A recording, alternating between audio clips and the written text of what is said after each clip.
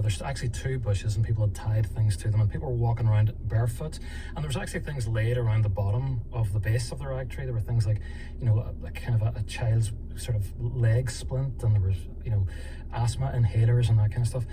So I was thinking about that when I was reading it, but then I got to a part in the book where your character Enya is looking at the various different locations throughout Ireland for these rag trees, and one of them that you mentioned is Derry.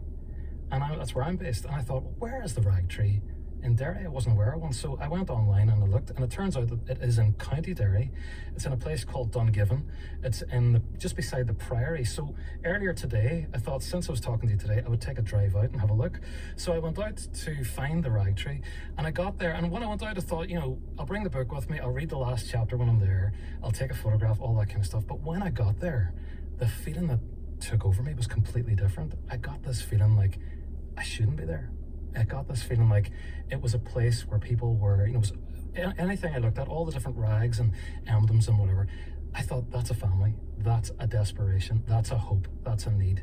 And I didn't want, I felt like I was intruding on families going through what they're going through. And it gave me an extra layer of understanding of your book as well. It made me think, you know, this is a delicate area. I mean, it might be something as little as somebody wanting to cure a wart, or as serious as somebody with a really serious illness, and they're really hoping that people get better. Absolutely, and that is amazing that you did that. I mean, I didn't even go right by a rag tree, which is what I should have done. But as you say, it's such a sacred place where people are going. And I suppose in the novel she does come across starting route to Drumcliff and things like that. It is heartbreaking. Yeah. It's head north on Horseshoe Road. Road. But it is also something beautiful about it, in that people haven't given up hope.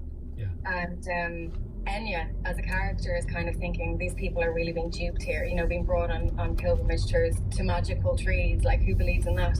And, you know, the character doing the pilgrimage tour explains that this is a beautiful thing, you know, in the same way that people pray. It's the same, people are hoping, and they and so it is not such a negative thing. People really hope that this will help them. But the thing that struck me as well, Cecilia, was at that 5.3 miles, really turn left. When I went to find out where this actual tree was, the news story that I found online was from 2017, and it was that the rag tree had been stripped bare. And the local community were up in arms. They were furious that this had happened, and they were trying to work out why this had happened. Now, there's a huge road development nearby. I don't know if that had anything to do with it. I probably didn't. But it's just interesting to see how important it is and how close local communities hold these things to their heart. And now it's been repopulated with other rags since then. But it's amazing how this stuff gets into people's consciousness. And even though, what I find amazing is that even though we're such a modern society, and we really are, you know, we still hold on to these beliefs that we've had since the beginning. You know, it's in our blood.